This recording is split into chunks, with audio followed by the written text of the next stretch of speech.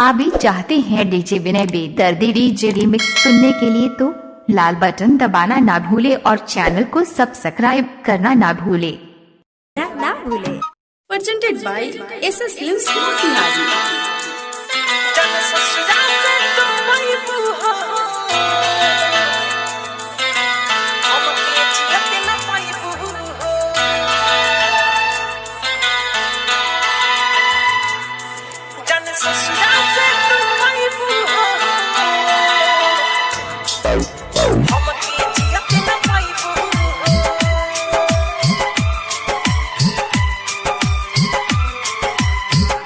इलाका किसी का हो रखी धमाका डीजे विनय बेदर्दी का होगा।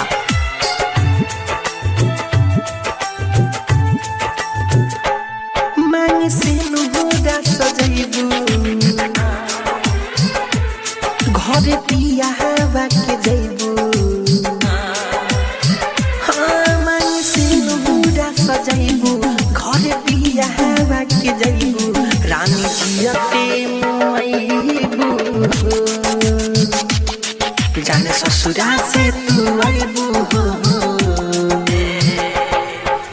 हमके जियते न पाइबू जाने ससुरा से तू आइबू। हमके जियते न पाइबू।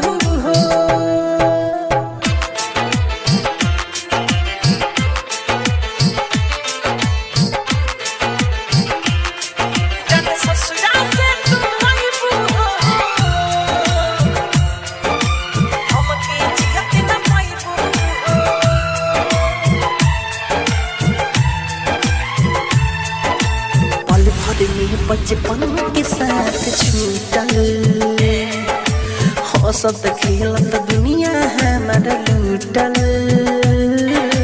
कैले रहलू झूठो कसम वादा समझ न पवनी तोहरो हम इरादा।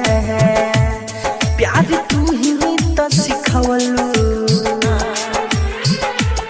हमारा जिंदगी में आइलू।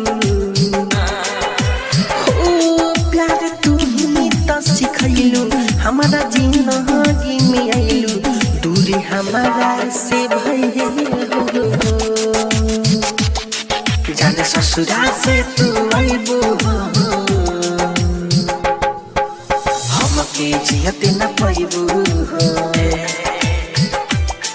जाने ससुरा से तू आइबू। हमके जियते न पाइबू। हमके जियते न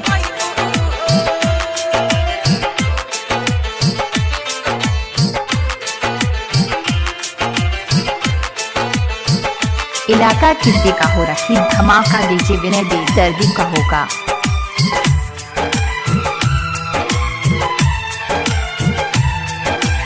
विनय बेदर्दी डीजे मिक्स बाय जानू हमसे बेवफाई